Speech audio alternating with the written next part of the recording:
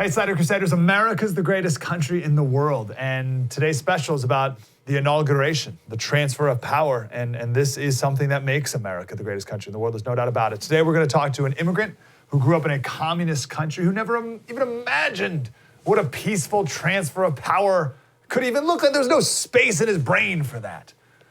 We'll talk about the history of inaugurations in America, Lincoln's being a notably difficult one. And we'll also talk about the major swings in power that have occurred in the past, just to give us proper perspective of what's happening right now and some peace. And on the name of peace, we're going to talk about some difficult times in our history that, of course, we've made it through.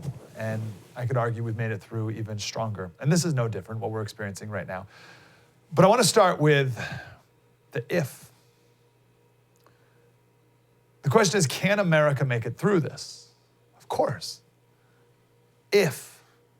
And whenever I ask that question to people, can America make it through it? They always say, of course, if. If we get back to our first principles, get back to a constitutionally based federalist system, if we culturally reclaim that thread of Judeo-Christian values that still remains. If. It's a big if.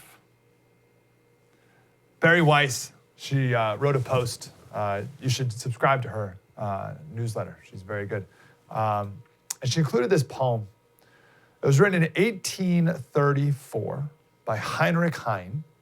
He was a German poet. The Nazis burned his books, which is good. Right? Like, oh, we should listen to this person.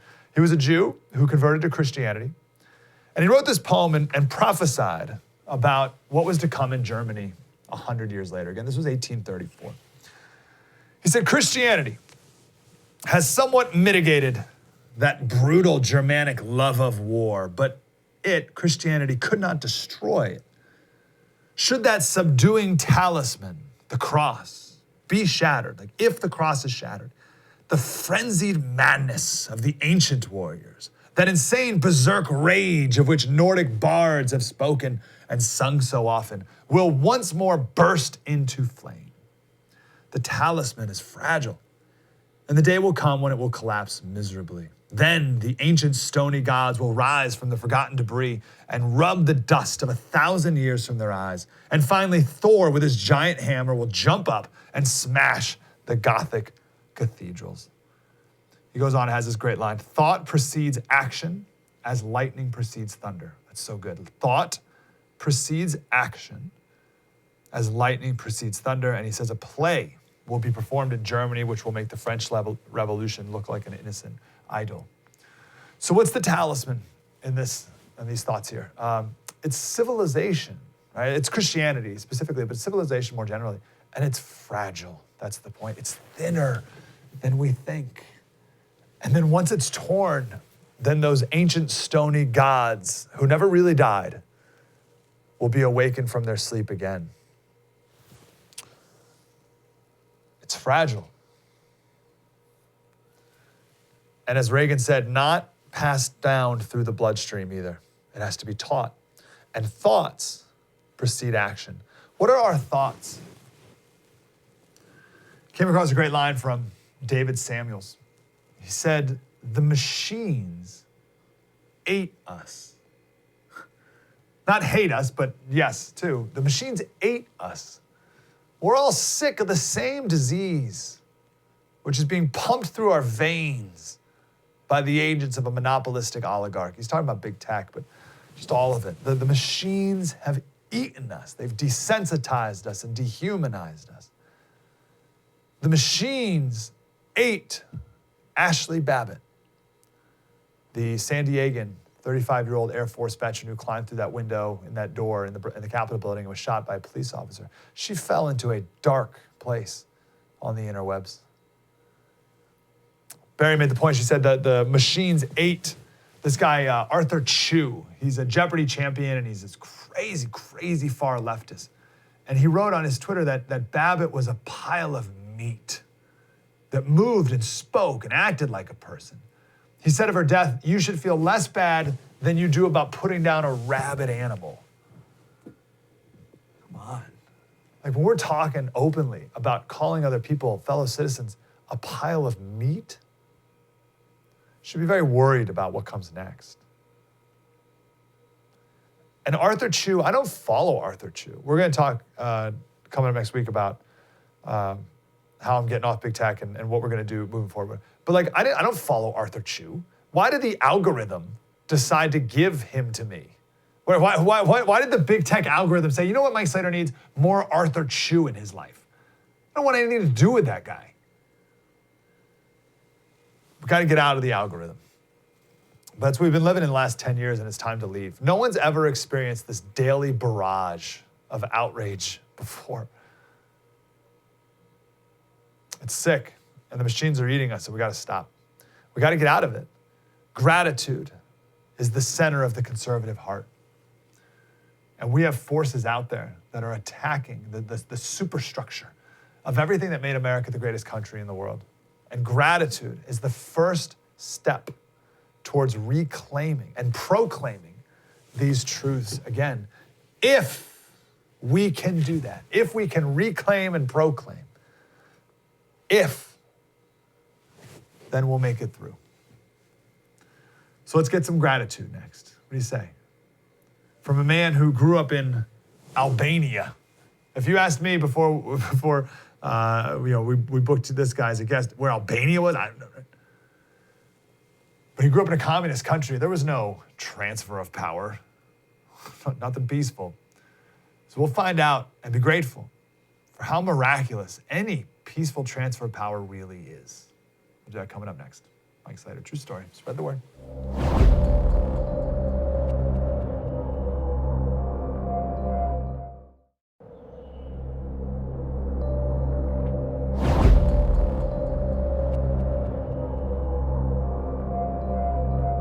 Hey, Slater Crusaders, welcome back to our special, talking about the inauguration today. Now, every time there's an inauguration, every 4 years, or 8, or whatever it is, we always talk about the peaceful transfer of power. And I think we take that for granted, because that's not normal in human history. And I think we need to understand what the rest of the world has always gone through. And I want to do that with the author of a book called My Father's Prayers, A Refugee's Continuing Search for Freedom. Peter LUMAJ is here. Mr. LUMAJ, how are you, sir? I'm doing very well, sir. Happy New Year. And to you. Tell us about growing up in Albania, just for people's geography's sake, just north of Greece and east of Italy there. So tell us about life in Albania for you. Well, Albania was a communist country from 1940s to 1991, and it continues to be a socialist country. And growing up in Albania, it was all about command and control. And what I mean by that is that the government of Albania had full command and control of the population. We were pretty much slaves from 1944 to 1991. We were told what to do. We were told what to think. We were told what kind of jobs to hold, what to study, what schools to go to. The thought of leaving Albania or escaping Albania was considered to be the highest crime in the communist country. We had borders not to allow people to leave to search for freedom and opportunity. We didn't have borders to prevent people from coming to Albania. So when my 3 brothers and I, Tony, Paulie, and Freddie, and I decided to escape Albania, the fact that my father failed to notify the government of Albania that his sons were planning to escape and search for freedom, government agents, they showed up, picked up my family, my parents, including my 7 siblings that I left behind in Albania, my nieces and nephews, and they took them to a concentration camp. They tortured my father to death because he didn't notify the government that we wanted to escape. So when people here in the United States talk about socialism, I think that they should talk to refugees like I and others who came here in millions, and we will tell you a different story. Socialism doesn't work. Any country in the world that has tried socialism is a complete failure. So it really perturbs me when I see the younger generation embracing such an ideology that has killed over 100 million people. So your father was killed because he didn't snitch to the government, because he didn't put the government above family. Yes, sir. He was tortured to death just because he failed to notify them, which was a requirement that you snitched on your own family members. If you went to school, for example, and you said anything that the government didn't approve, you were expected as a student, as a pupil, you were expected actually to notify your teachers that someone in the classroom has mentioned certain things that they are pro-Western. United States of America was the greatest enemy that we had under communism. We didn't like you guys very much. I mean, personally, I did. Otherwise, I wouldn't come here. But I'll tell you a story when we stayed in refugee camp in what used to be Yugoslavia. We had an option to go anywhere in the world we wanted at that time as refugees. They were scattering us all over the place. When we completed the application to come to the United States, we were subjected to a background investigation, medical examination, and we were required to a certain extent while in the camp to learn some English.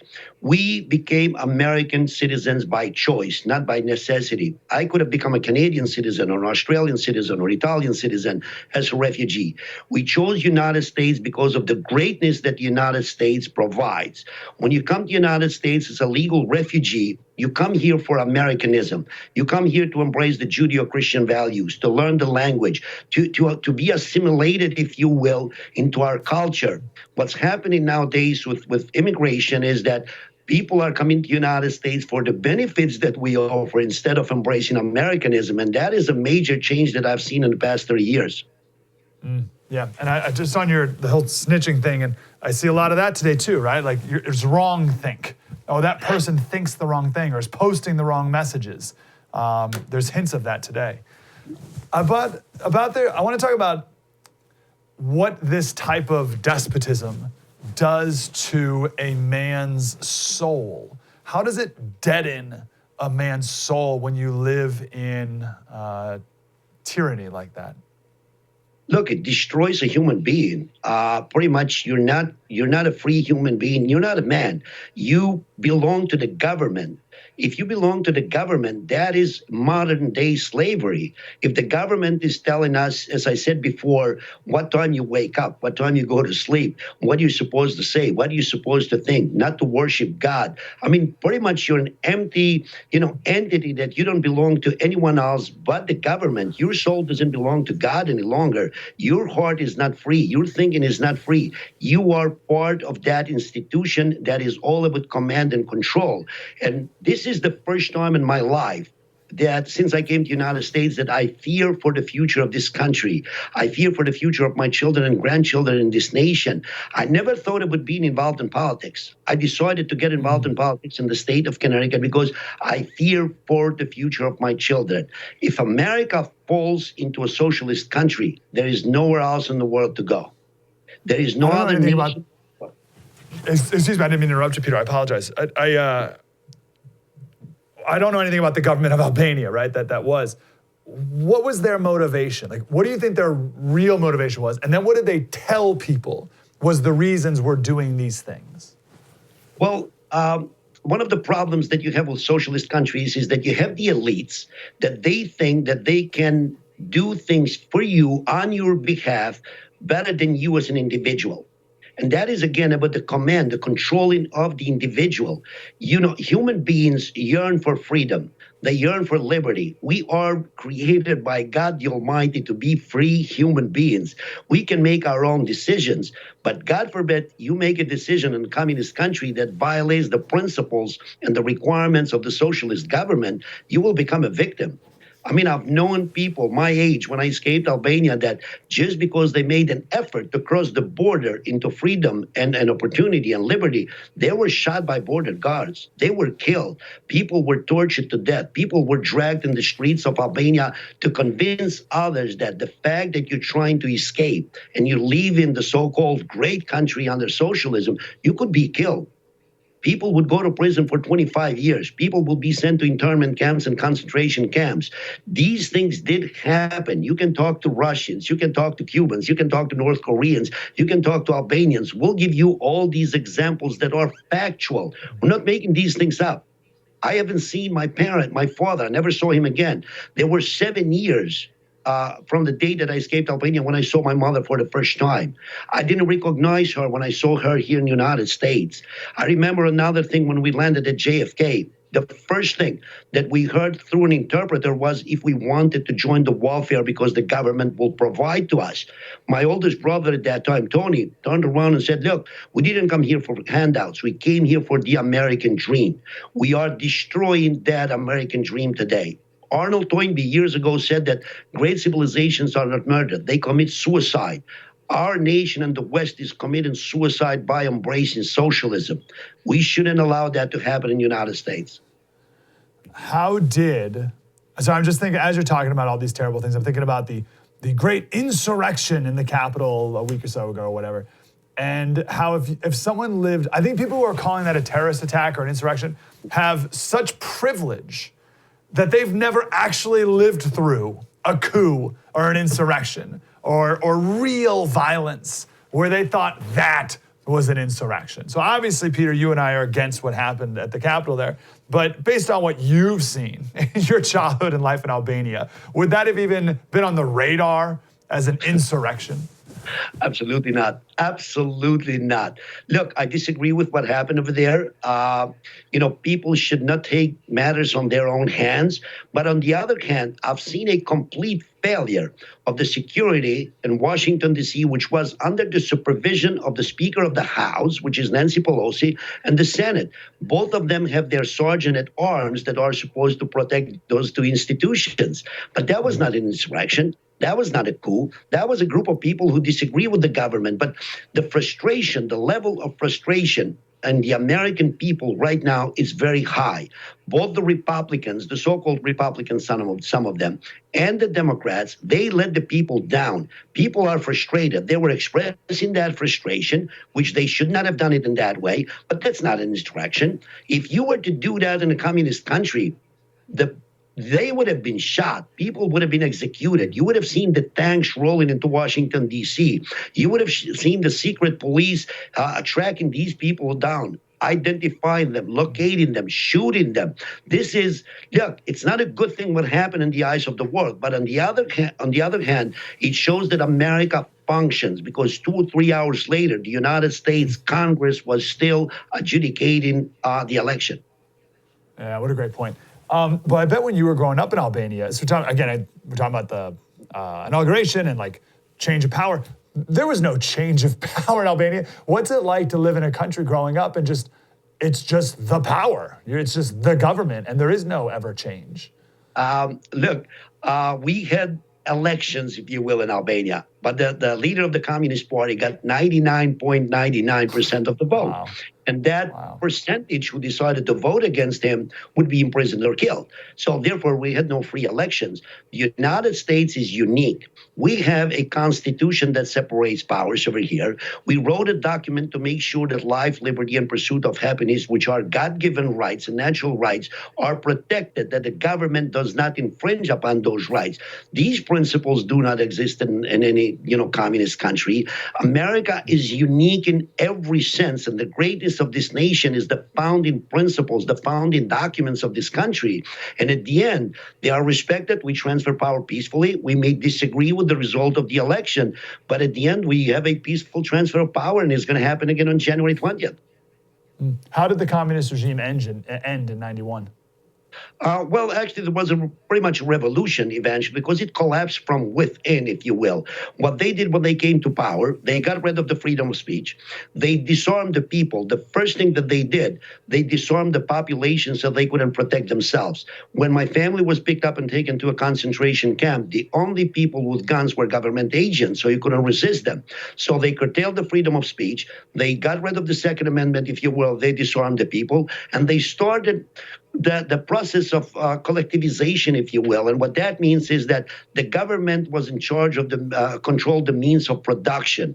And eventually they got rid of the middle class. They got rid of the rich class, if you will. And they just couldn't afford that kind of poverty that they created. And it just collapsed from within. It happened in Russia, happened in Eastern Germany, and all over Eastern Europe. And I think it's just a matter of time before you see that in Cuba and North Korea and China too. Yeah. My last question for you, Peter, and I hope we can talk again, is obviously if we stay true to our American principles, that stuff won't happen here. But if we abandon those principles, is there any reason why everything you just described could never happen in America? the beauty of the Constitution of the United States is that we do hold elections almost every 2 years. We have Congress, the House that is elected every 2 years. We have the United States Senate 1/3 every 2 years. Then we have the presidency every 4 years. And, I think that is the greatest mechanism that will protect this nation for years to come. The problem that I see is that from the moment that we established the constitutional republic here, we have people in the United States that they started attacking the very founding documents that they approved. And that work continues even today. And looking at that certain elected officials such as Ocasio-Cortez and Bernie Sanders, and openly claiming to be socialist in a constitutional republic, it's a cause for concern for each and every one of us. It can happen in the United States. We need way more Peter LUMAJs in America. My father's prayers, a refugee's continued search for freedom. I want to read the book. Peter, thank you, sir. Thank you very much. Thank you, sir. Yeah, thanks for being here. Thanks for being a great American. Be back with some more history of the world and how good things come out of bad moments. And then we'll get some more history of the inauguration as well. Coming up. Mike Slater, spread the word.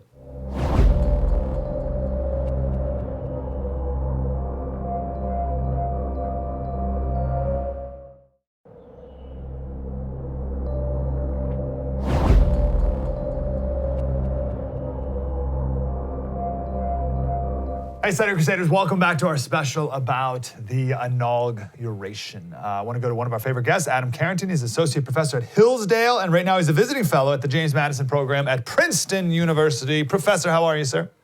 Doing very well. Hope everyone out there is also. We are. Let's talk about the history of inaugurations. First of all, I don't even know what this one's going to look like in a couple of days, right, with COVID and whatever. But we have a place in our brain. I think we all have a visual for what these inaugurations have looked like. But have they always looked like this? What did they used to be?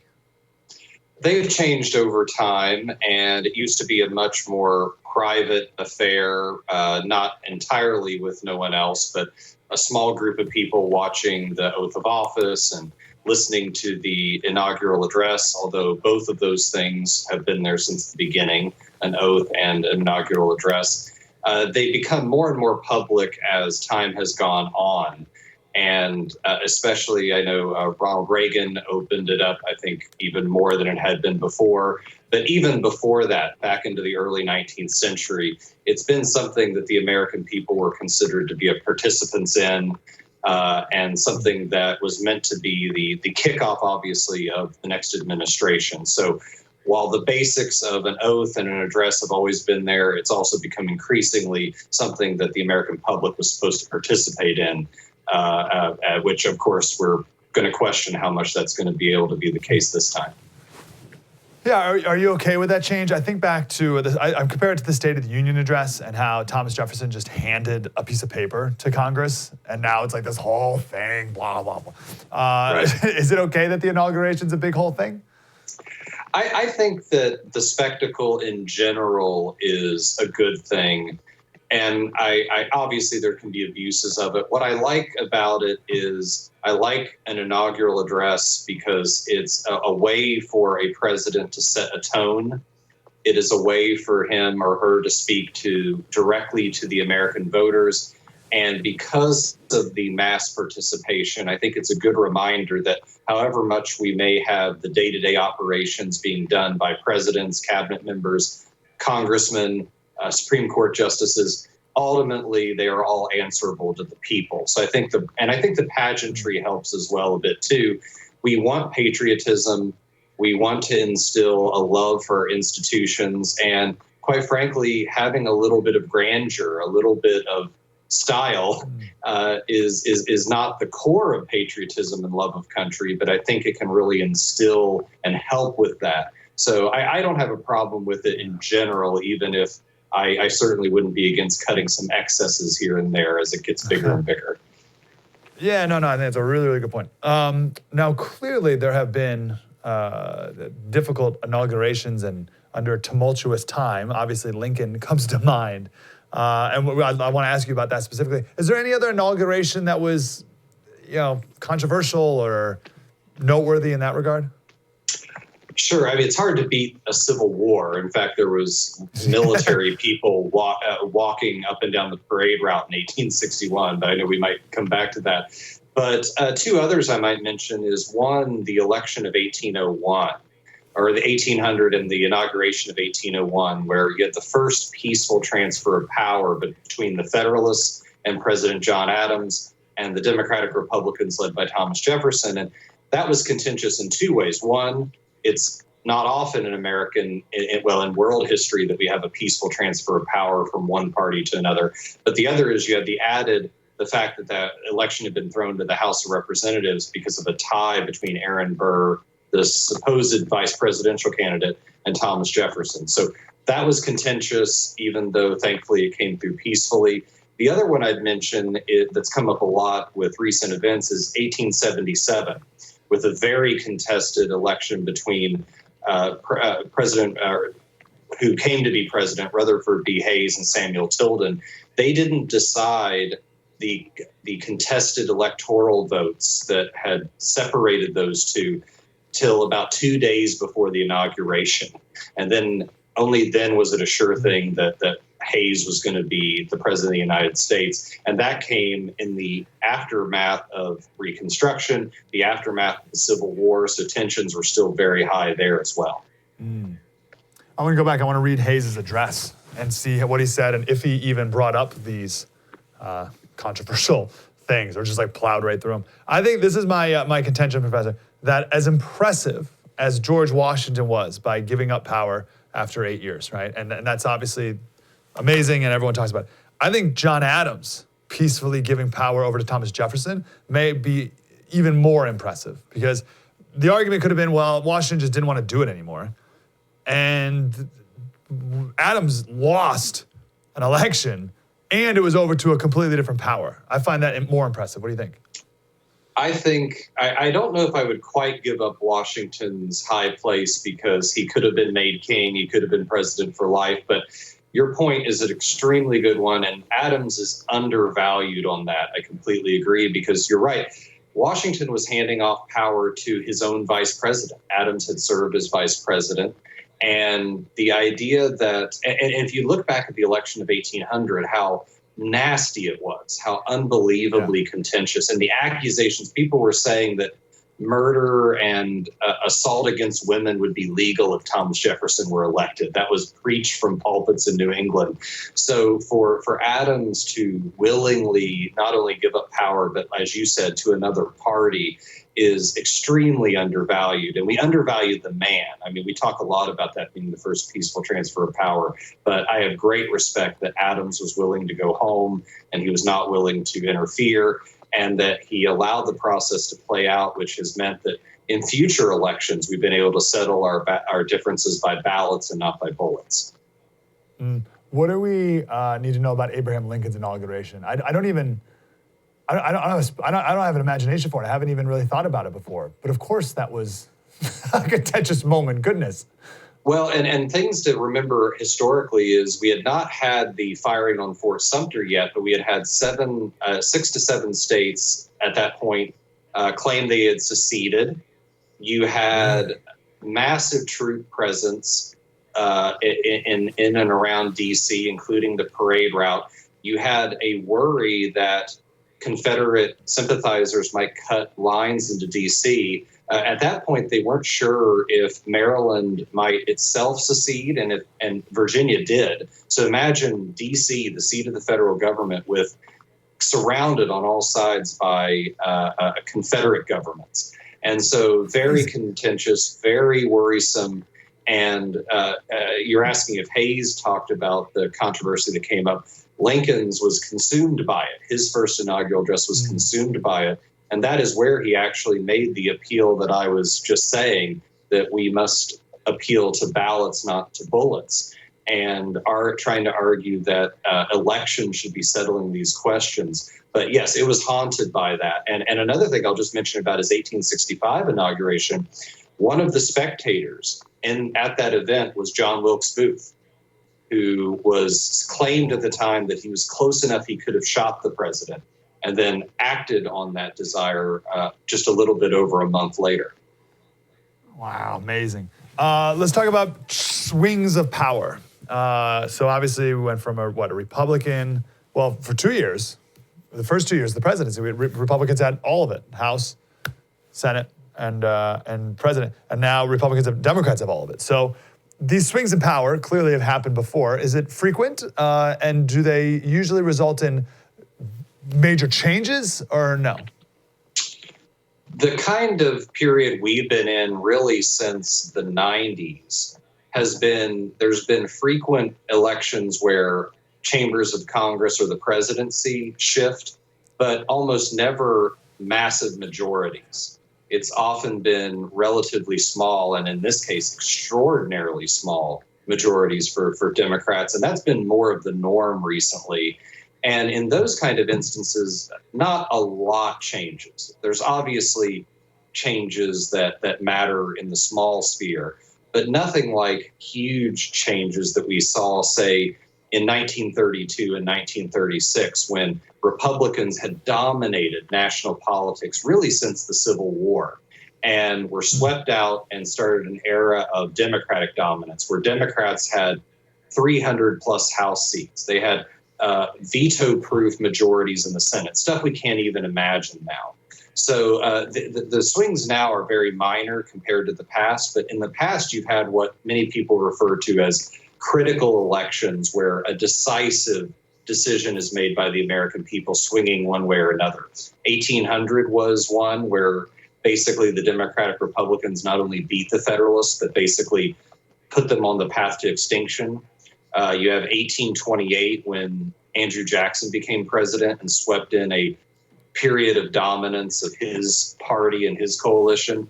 You have 1860 where the Republicans won for the first time and then dominated all the way up to the New Deal. Those are the really big ones where major changes in the direction of the country, major changes in policy can happen.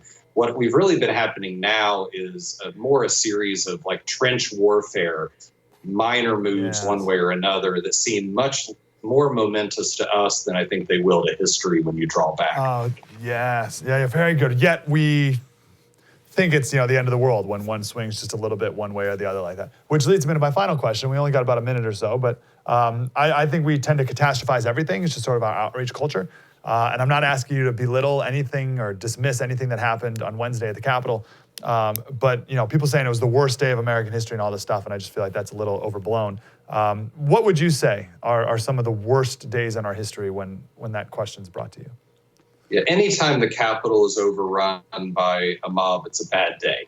But you're right. I think 2 days I'll mention in particular. Obviously, there's 9/11, there's the bombing of Pearl Harbor, there's the assassinations of JFK or Martin Luther King Jr.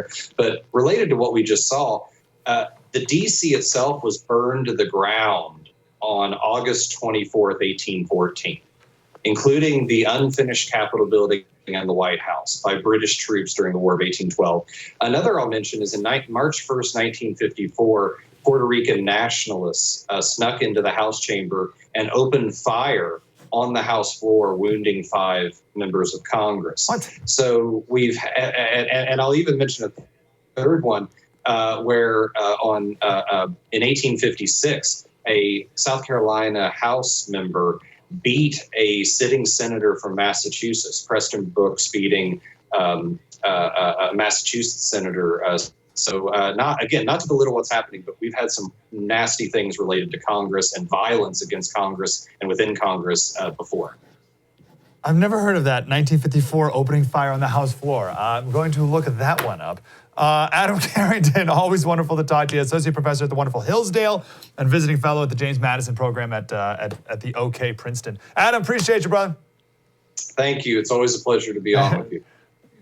Okay, compared to Hillsdale, of course. Coming up next, Richard C. Lyons, author of one of my favorite books, DNA of Democracy. Coming up next, spread the word.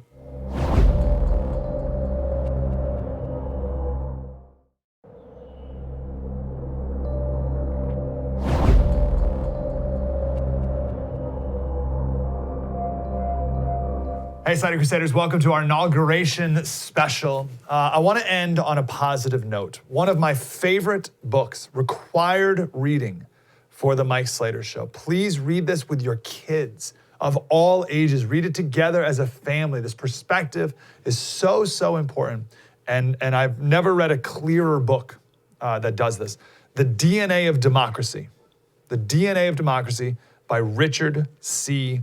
Lyons. One of the main themes of the book is you must go through difficult times. There's a crucible that you must go through in order for better things to happen.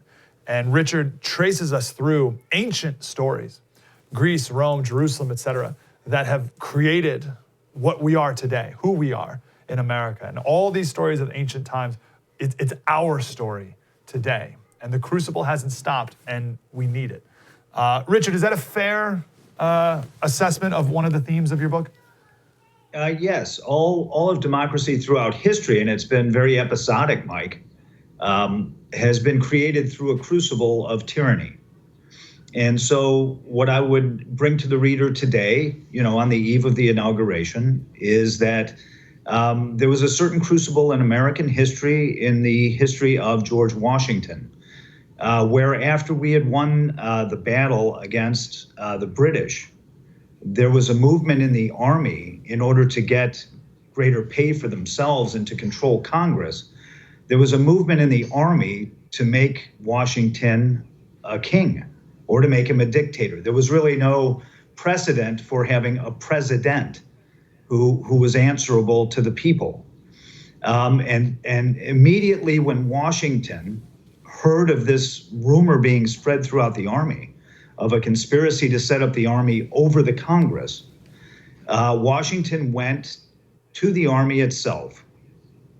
And I go into this in the book in great detail, but went to the army himself and read a speech to the army that I can't read verbatim at the present time, but he was known, having served so long in the army and under such great strain in all manner of weather, including Valley Forge, that at the time when he was about to give the speech, he took his glasses off and started to wipe them and said, like you, the servants of the Continental Congress, I have suffered for my nation so much that I now don't have the capacity to read without my glasses. And so in that moment, he noted how much in common he had with every person in America who had sacrificed so much for the unprecedented decision in history, in all of history, up to that time, that he was going to lay down his power as the head of the Continental Army, right? And he was going to hand the power to Congress, the very persons whom the Army wanted to sit over in power, right? And then in another unprecedented activity in the history of nations, Washington became president over the Constitutional Convention. In doing so, and I go into this in my second volume, which is going to be coming out in June, called Shadows of the Acropolis. Before the Continental Congress, he was quiet. He spent his time doing things procedurally, but otherwise did not interject himself in the convention.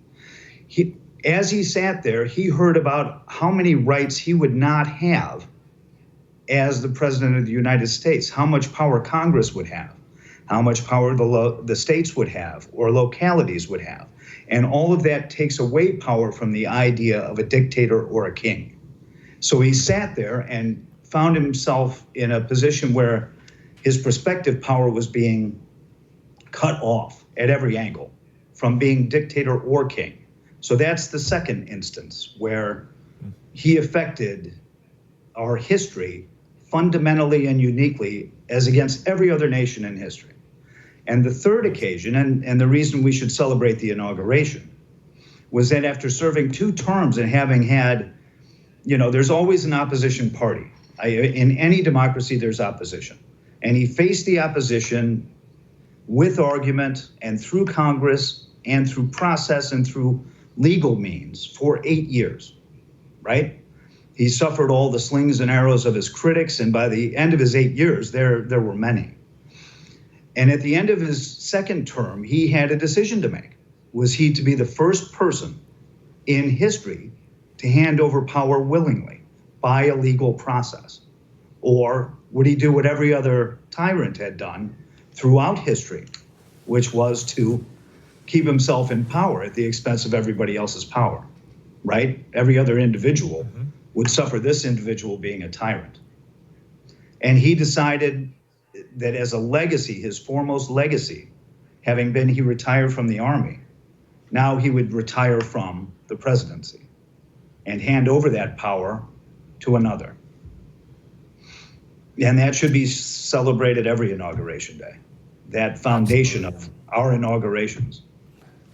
Hearing you tell these stories, so when I read the book, I was constantly searching, like every page or two, you would say something that I've never heard in my entire life. And I would have to look it up to make sure it was true. Every page, I was like, no way was this a real thing. And it turns out it was. Every single time, you've been right.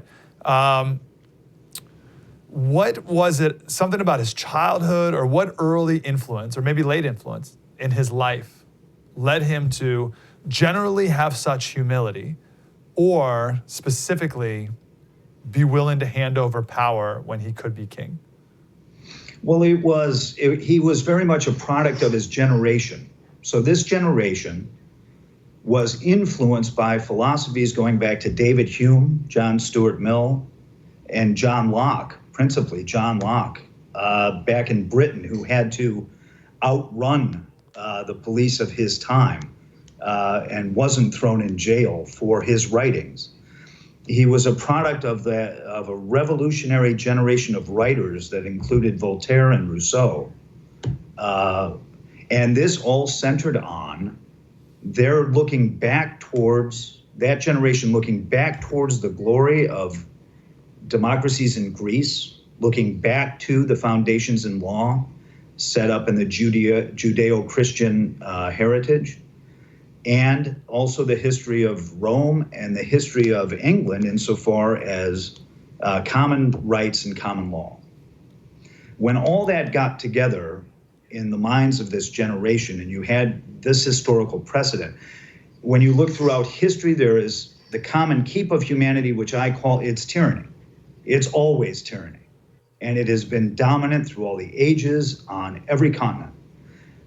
The rebel society is always a democratic society. It has to go, as you said, through a crucible to define itself and to unleash itself, to free itself, and form in a foundation of law. So in order to fulfill the promise of his generation, he had to exalt the law above himself and exalt the people's will above his own in order to fulfill the ideal of that generation.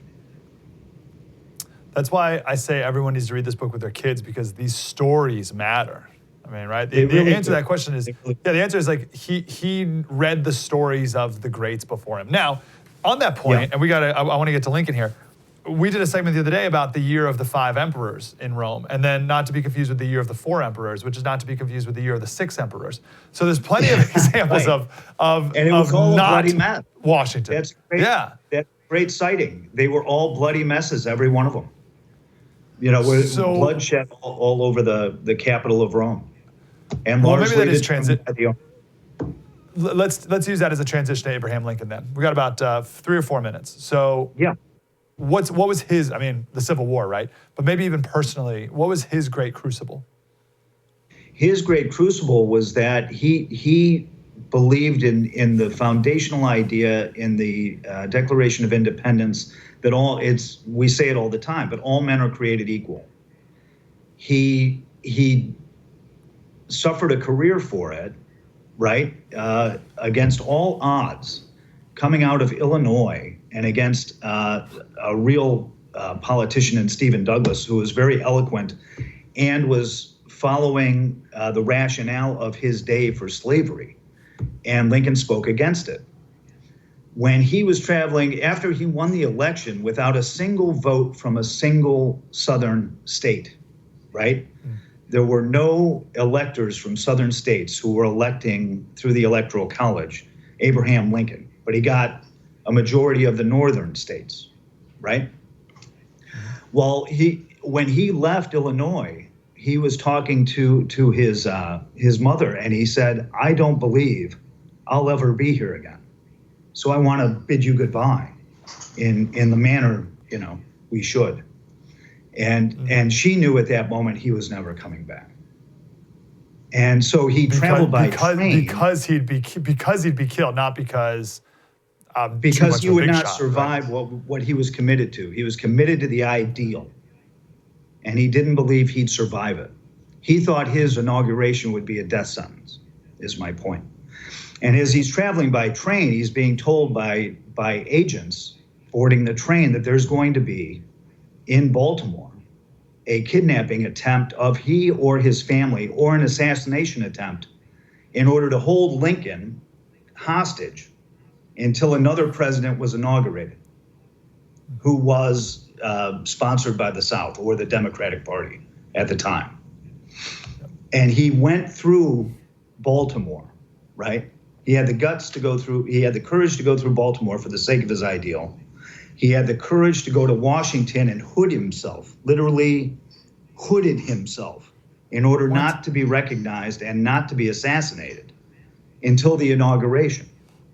And after the inauguration, he was in a fortress called Washington, D.C., which was under attack for the next 4 years, in order to sustain the ideal of a democracy and a rightful transfer of power. He had to suffer death for it, and he knew it. So of those are two American stories, and there's 100 others like them of less revered or known persons in history, but it's all the same ideal, and they all gave their all to the ideal. So the ideal is the creation of law, the foundation of law, and that law is the social compact which binds us together, and a part of the benefits of that law is the peaceful transfer of power. Wow, wonderful, perfect. I want to leave it there because I want everyone to go buy the book. The DNA of Democracy, Richard C. Lyons. Go get it and read it with your family and deeply, intimately know these stories of America. And the book starts in ancient times and leads up to today because it's all the same story.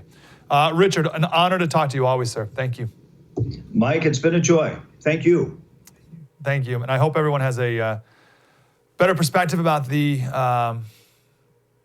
inauguration to come, but then just who we are as a nation.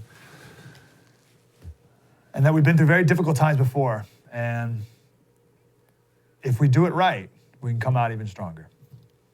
True story. Mike Slater, spread the word.